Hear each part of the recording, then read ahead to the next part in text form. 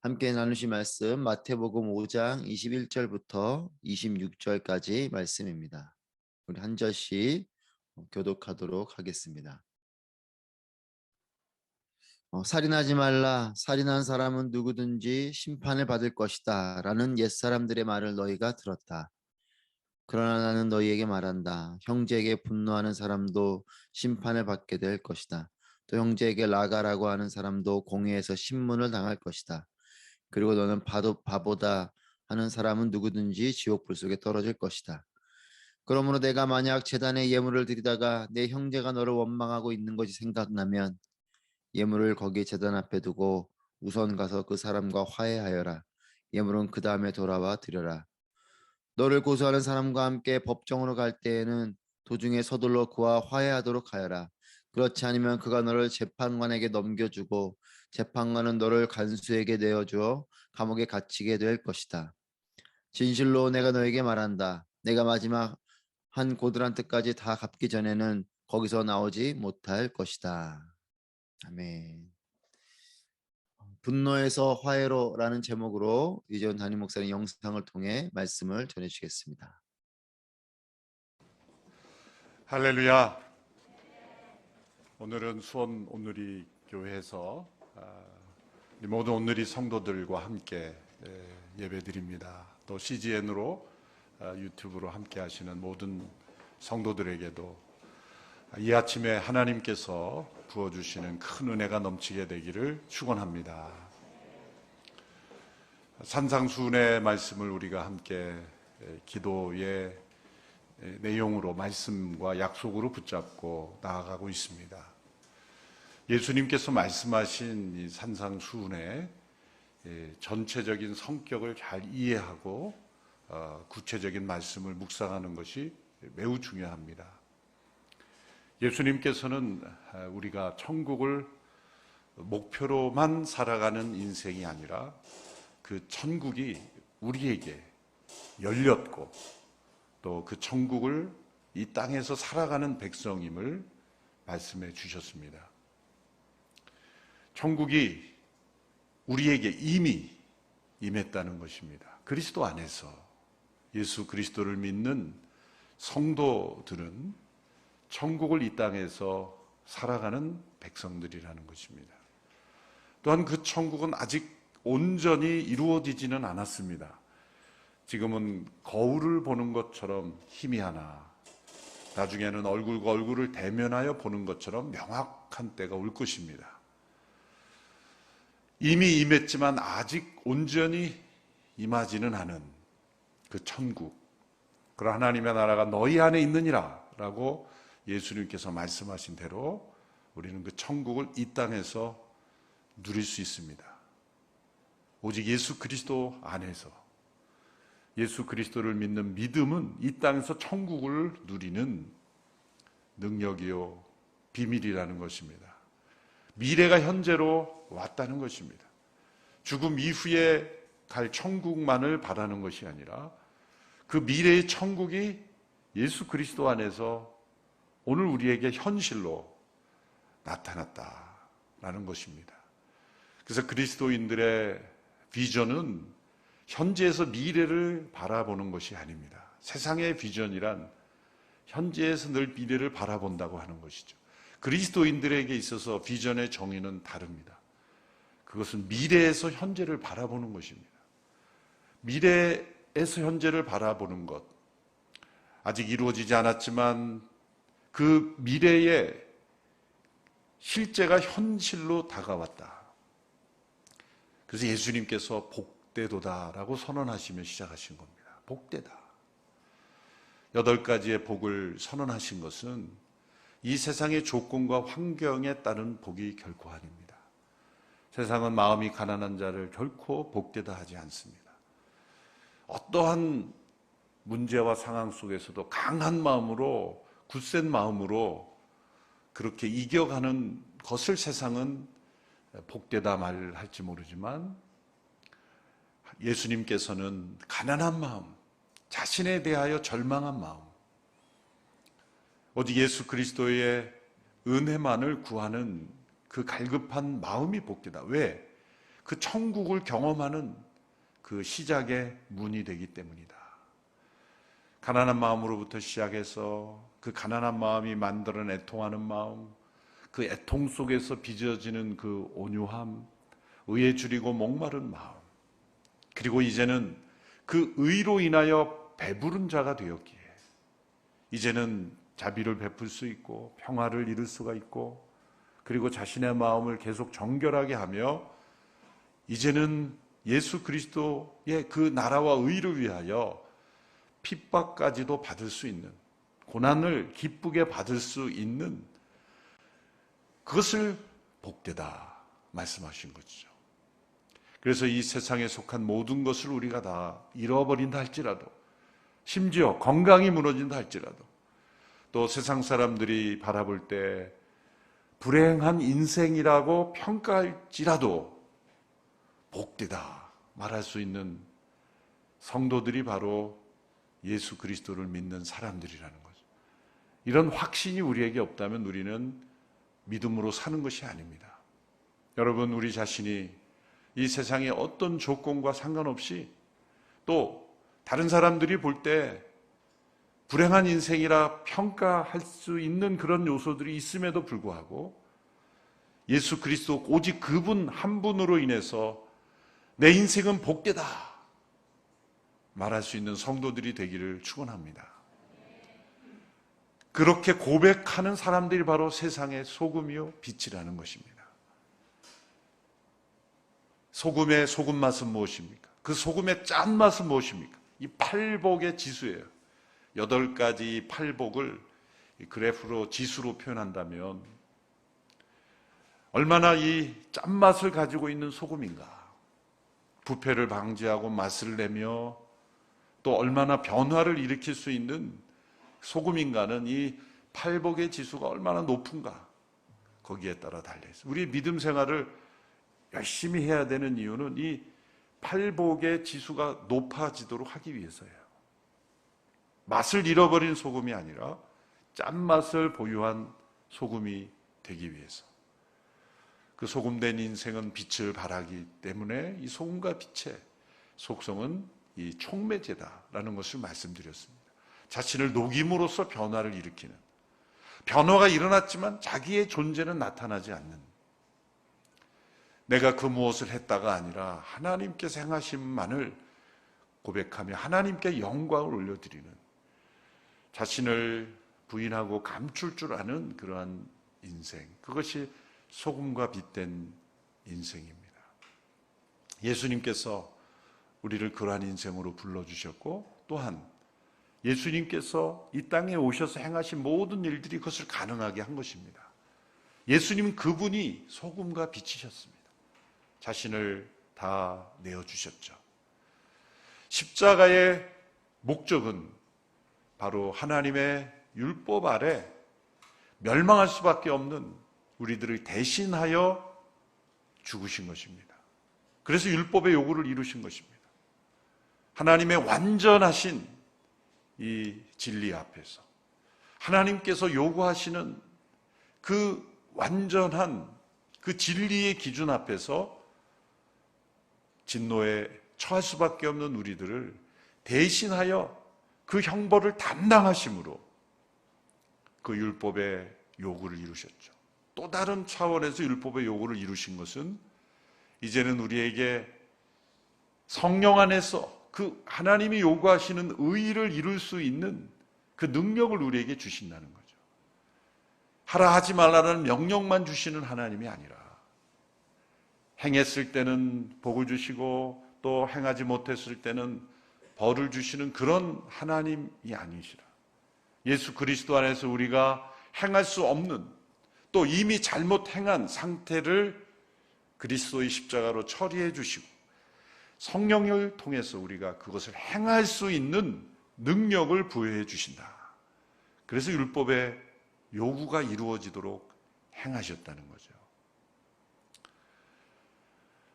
오늘부터 주어지는 이 말씀은 이러한 맥락 속에서 이제 구체적인 교훈들을 열거해 주십니다. 이것은 그 당시에 예수님 당시에 서기관과 바리새인들이 잘못된 교훈을 만들어서 하나님이 주신 율법의 본래 의도를 왜곡시킨 그 내용을 교정해 주시는 내용들로 이어지고 있습니다. 어제 말씀드렸다시피 구약의 율법 그 자체를 가르치지 않고 그 율법을 해석한 해설서, 그래서 미시나, 탈무드 이런 것들이 다 해설서입니다. 그래서 오늘날에도 여러분들이 서점에서 탈무드 이런 책들이 번역된 걸 보면 뭐 좋은 말인 것 같지만 구약의 율법에 있는 그대로는 아니에요. 인간의 많은 생각이 가미되고 가장 중요한 것은 뭐냐면 하나님의 율법을 최소화시키고 우리의 마음을 불편하지 않도록 하는 그저 교양, 생각, 그냥 어떤 지식으로서 그런 내용들을 중화시킨 내용들이 많죠. 예수님의 말씀은 인간의 마음의 상태를 그대로 드러내시는 마음이죠. 충격적일 만큼 예수님의 진리는 영혼들의 폐부를 찌르는 진리의 말씀이셨습니다. 예수님 당시에 이 이스라엘 백성들의 상태는 종교개혁 이전의 상태와 비슷했습니다. 종교개혁 이전에 모든 교회의 예배는 라틴어로 인도가 되었기 때문에 도대체 무슨 말로 진행되는지 모르는 거죠. 심지어는 그 예배를 인도하는 사제들조차도 라틴어를 공부하지 않아서 로마서 말씀을 하는데 라틴어 그 성경을 거꾸로 펴놓고 이렇게 하는 사람도 많았다는 그런 이야기도 있죠. 독일어로 루터가 성경을 번역함으로 스스로 읽을 수 있도록 성경 번역 사역이 시작이 되므로 이제 모국어로 성경을 읽을 수 있게 되므로 진리를 더 빨리 깨닫게 되었죠. 예수님 당시에도 이 사람들이 포로 생활을 지나면서 히브리어를 많이 잃어버렸어요. 그래서 아람어, 예수님 당시 대중언어는 아람어였기 때문에 아람어에 익숙한 사람들은 구약의 율법을 읽을 수가 없었던 거죠. 그러니까 아람어로 해설된 그 바리새인들의 해설서가 성경보다 더 중요하게 되어버린 이 본질에서 떠나는 일들이 있었던 것입니다. 그래서 예수님께서 이제 오늘 21절부터 이제 다음 주 초까지 진행되는 여러 말씀들이 너희가 옛사람들의 말을 너희가 들었으나 나는 너희에게 이르노니 이런 구조로 잘못된 해석을 여러 가지를 열거하시면서 교정시켜 주시는 하나님의 말씀의 본래의 뜻을 전달해 주시는 것입니다. 하나님께서 율법을 통해 주신 십계명을 비롯한 여러 율법의 핵심은 인간이 하나님의 진리에서 얼마나 떠나 있는가를 인간에게 실상을 알려주시는 거예요. 그런데 사람들은 그 자신의 인간의 실제적인 상태를 드러나는 걸 원치 않습니다.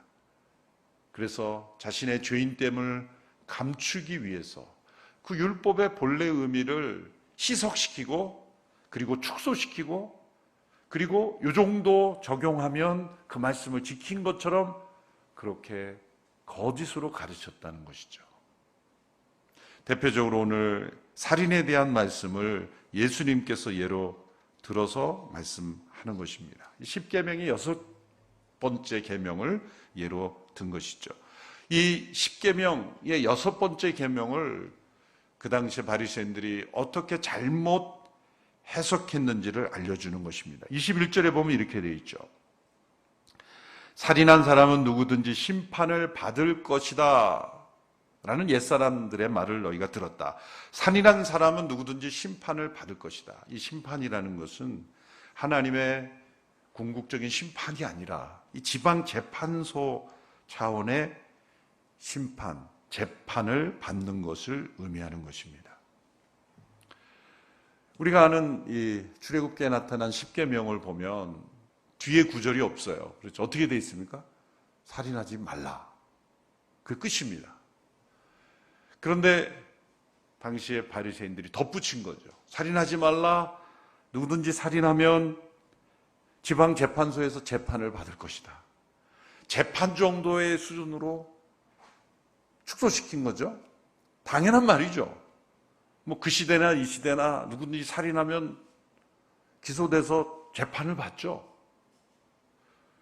그것이 이 세상의 질서 차원으로 축소시켜 버린 거예요. 예수님께서 의도하신 것은 하나님께서 살인하지 말라라고 하실 때의 의도, 그것을 우리가 깨달아야 이 땅에서 천국을 사는 사람들의 삶의 방식을 결정짓는 것이다.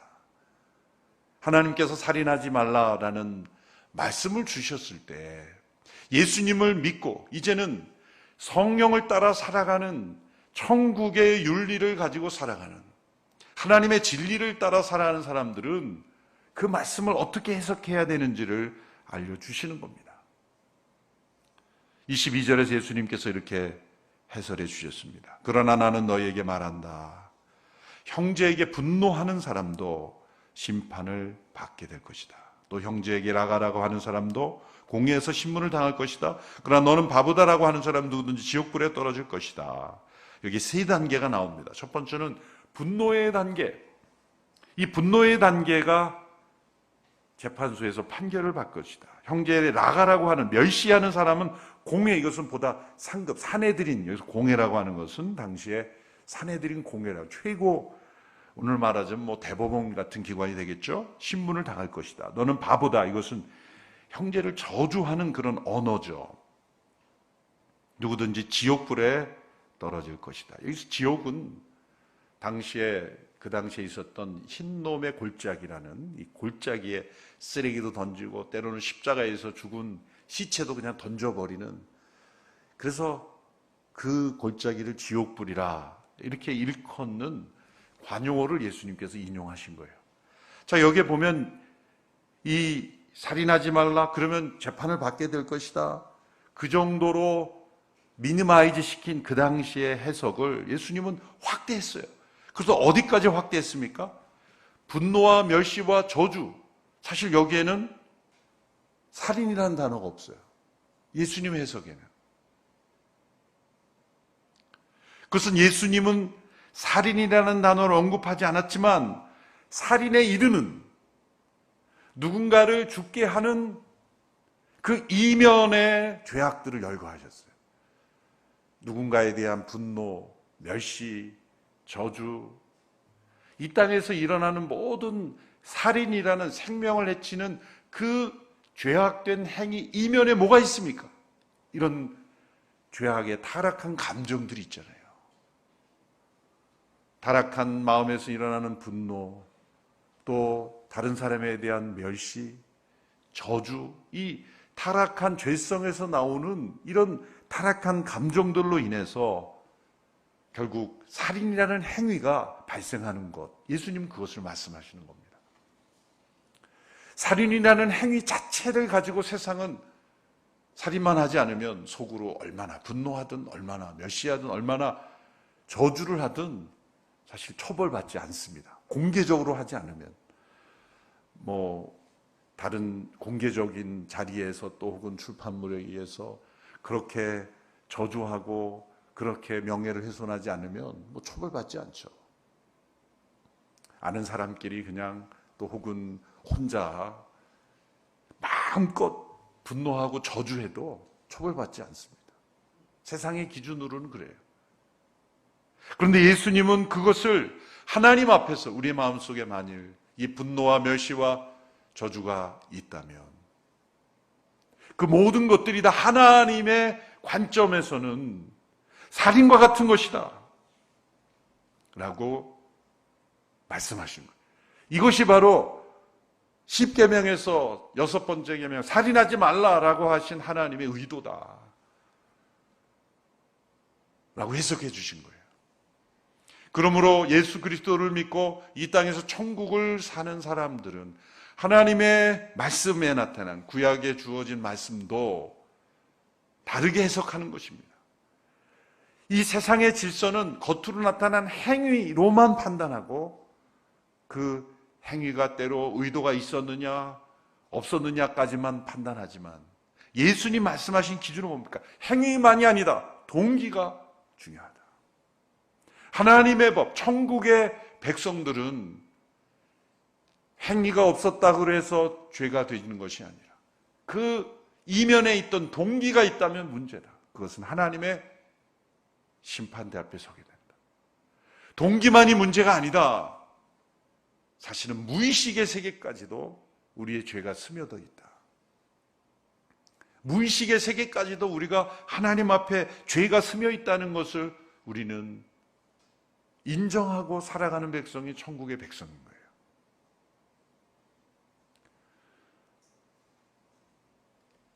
그래서 우리가 이 십계명을 비롯한 하나님의 계명을 이해할 때 살인하지 말라라고 하는 그 말씀은 하지 말라라는 말씀이지만 정반대로 하라라는 계명으로 해석해야 되는 거예요.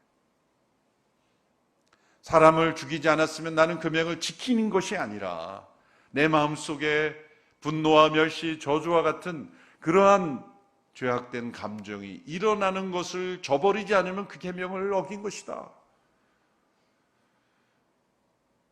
여러분들의 표정이 좀 심각해지는 것은 참 이제는 신앙생활하기 힘들겠구나.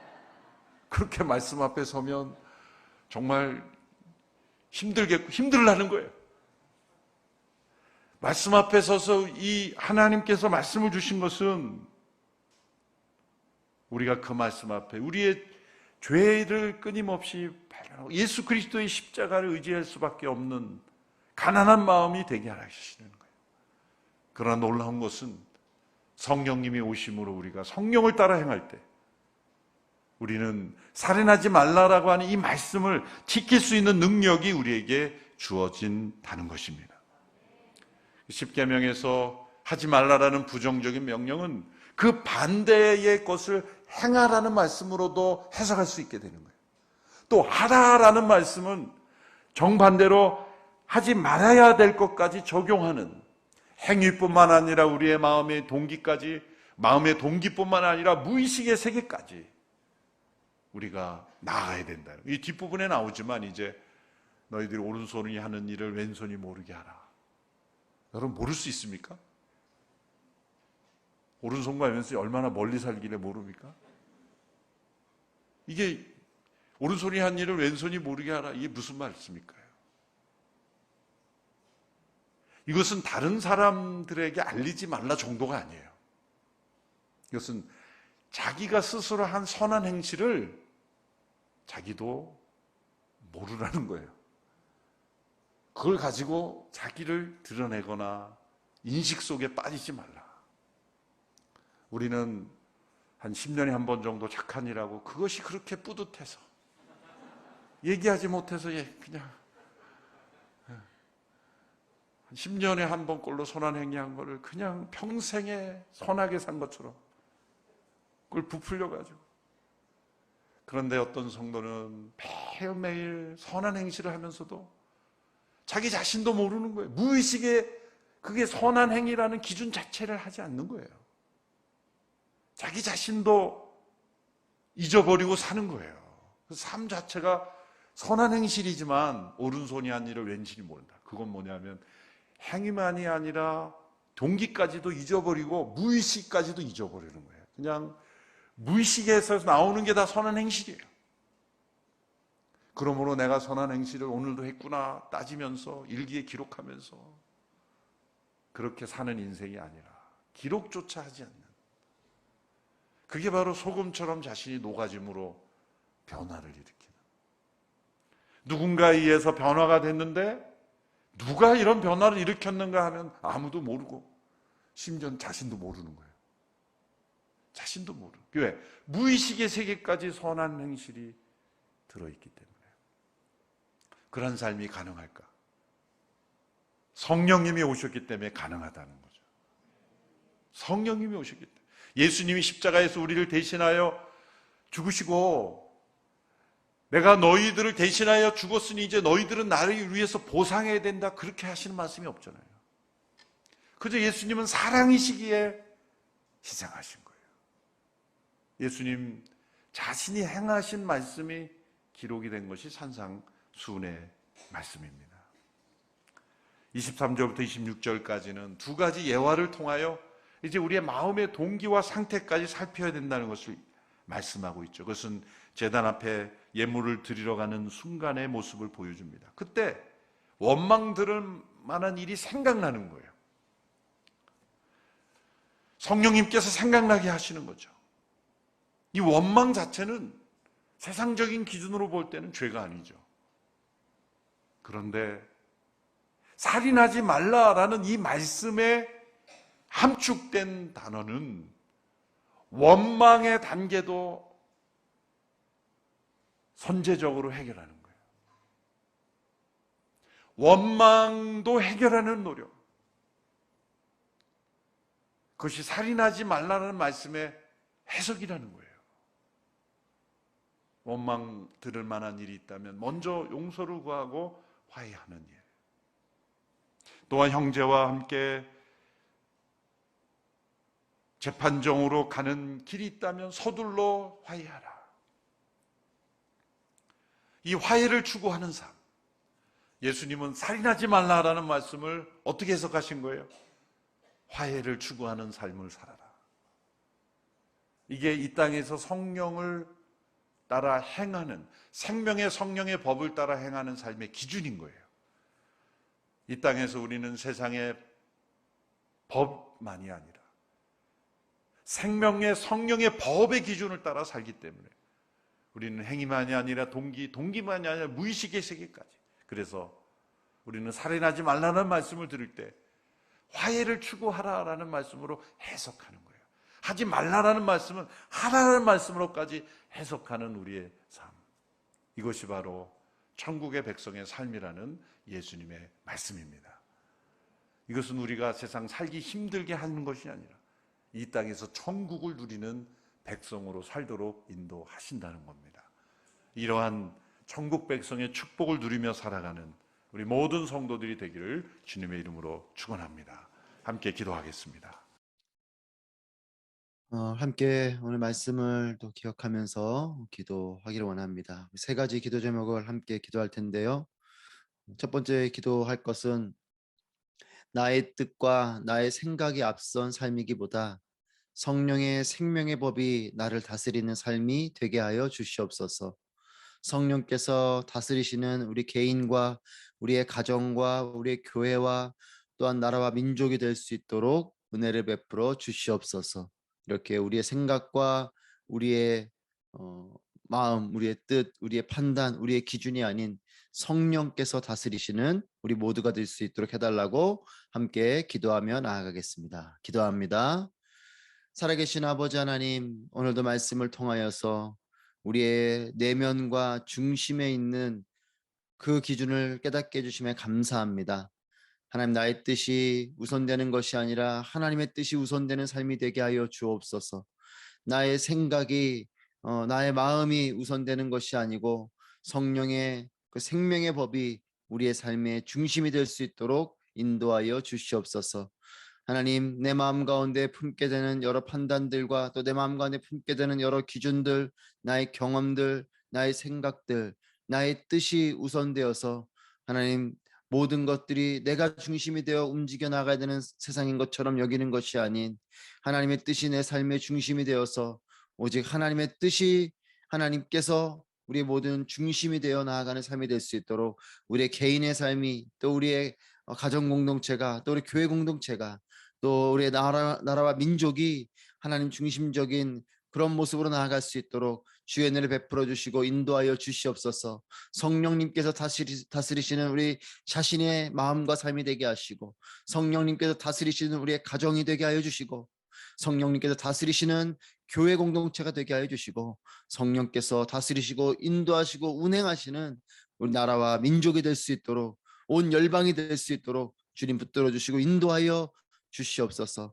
하나님, 그리하여서 우리의 삶 가운데 나의 뜻이 펼쳐지는 것이 아닌 하나님의 나라가 임하고 하나님의 뜻이 임하는 그런 우리 모든 삶이 될 수 있도록 축복하시고 인도하여 주시옵소서. 오늘 이 새벽에 하나님의 뜻이 이루어지는 삶을 소망하며 우리의 삶 가운데 오직 주님만이 중심 되시는 삶이 될 수 있도록 주님께서 역사하시고 인도하여 주시옵소서.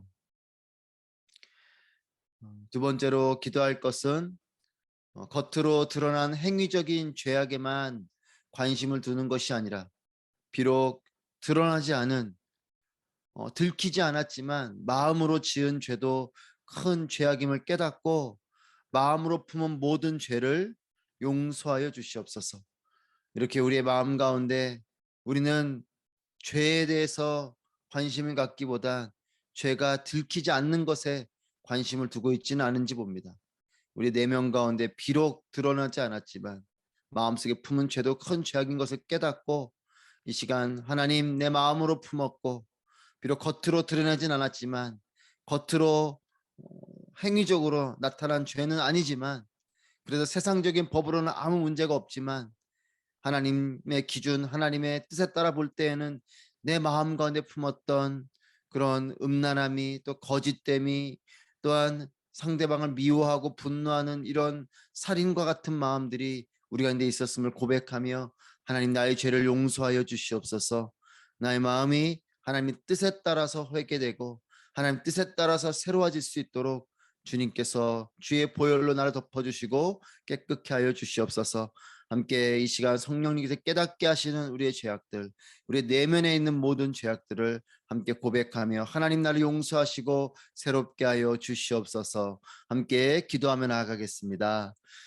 하나님, 참으로 오늘 말씀을 통하여서 다시 한 번 더 우리의 내면의 중심을 돌아볼 수 있도록 인도해 주심에 감사합니다.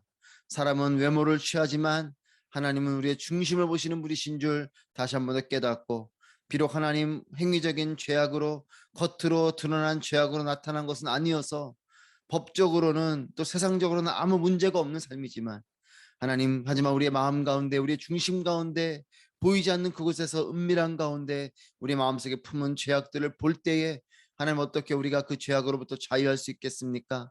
하나님, 우리 마음 가운데 품은 모든 분노와 우리 마음 가운데 품었던 혈기부림과 우리 마음 가운데 품었던 판단과 정죄와 또 하나님의 음란과 거짓과 술수와 이런 모든 죄악들을 하나님께 고백하오니 하나님 용서하여 주시고 우리의 마음을 새롭게 하여 주시옵소서. 하나님, 회출한 무덤과 같이 겉은 아무 문제가 없는 삶인 것 같지만 그 내면은 죄악으로 가득 차 있는 하나님, 이런 안타까운 삶을 살지 않게 해주시고 예수님의 보혈로 우리를 덮어주시사 또한 성령님께 의지하여 우리가 기도하오니 주님, 우리의 내면 깊숙한 곳에 숨겨져 있는 사람들은 비록 모르지만 하나님은 아시는 그 내면에 있는 모든 죄악들을 용서하여 주시고 하나님, 그 죄악들과 또 날마다 끊임없이 하나님 싸우며 또 주님을 의지하며 하나님 거룩한 삶을 이루며 나아가는 우리 모두가 될 수 있도록 주님 도와주시고 인도하여 주시옵소서. 우리의 내면 깊숙한 곳에 있는 모든 죄악까지도 꺼내어 하나님께 고백하고 회개함으로 주님, 우리의 삶이 정결하게 하여 주시고 그와 같은 하나님의 눈길을 의지하고 인식하며 살아갈 때에 하나님, 우리의 삶 가운데 거룩이 능력이 되고 또 거룩한 삶을 통해서 진정한 구원을 이루는 우리의 삶이 될 것을 믿사오니 주님, 우리의 내면을 다스려 주시고 붙들어 주시고 새롭게 하시고 주님께서 은혜를 베풀어 주시옵소서.